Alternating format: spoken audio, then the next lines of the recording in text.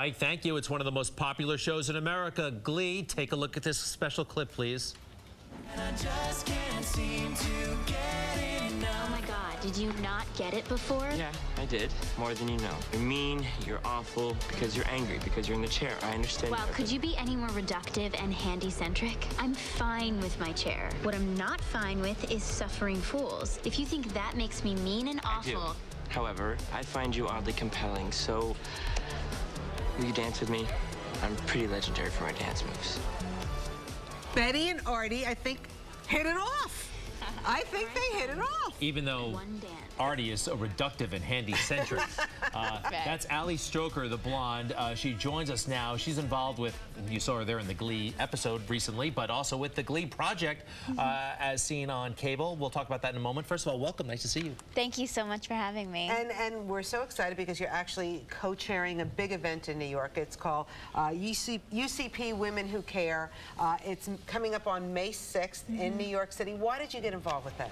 I got involved with United Cerebral Palsy of New York City because they are doing incredible things for people with disabilities, providing services and helping people live independent and fulfilling lives. Very nice. Now, can you tell us a little bit about your disability? You've been in a wheelchair most of your life, right? Yes, I've been in a wheelchair since I was 2 years old, and I have a spinal cord injury, and which is a little bit different than cerebral palsy, but I live my life in a wheelchair, and obviously have a lot of compassion for everyone who has any kind of disability. Were you in a car accident? Was that? Yes. Because I read that and I was like, you were 2 years old and that happened. Oh my goodness. You know, when I saw you on Glee, I thought that you were just playing that character because that's what they do, but it's wonderful that they're incorporating everybody. Exactly. I think it's really important in the media to see people who have actual disabilities and not just people that are portraying people with disabilities. Tell me about that line, what was it, handy-centric? Handy-centric. Isn't that great? And reductive. Oh. Reductive and handy-centric. I think that's Betty's ultimate way to tell somebody off. Do you find regular people can be handy-centric, and by regular, excuse me, you know, people who are not in wheelchairs, do they get hung up on the wheelchair sometimes? I think that some people occasionally get hung up on, you know, a disability, but I think it has a lot to do with the person who has a disability, how they feel about themselves, because a lot of people, you know, come to me and they're like, I don't believe you're in a chair. And so I think that happens all the time because there are days that I forget I'm in a wheelchair.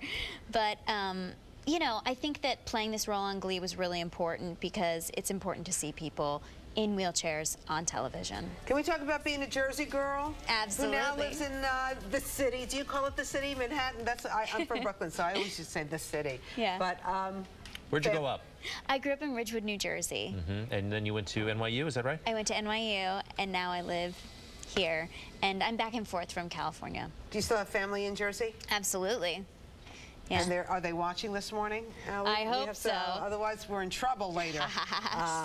So the Glee project, that's a way for, now I'll use the word, regular people can get on the real Glee show. How does it work?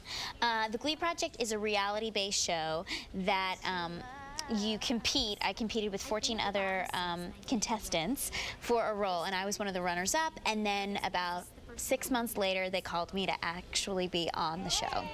So is it true that you turned down Glee originally? No, I originally could not go to the callbacks for the Glee project for season 1, but then season 2 came around and it all worked out.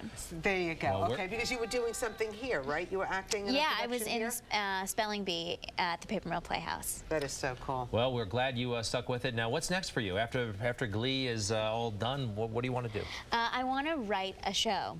I want to write a show. A TV show? Well, no, a one-woman show for the stage, because I think that theater and those kinds of opportunities are harder to find for somebody in a chair, and so I want to create and write my own show.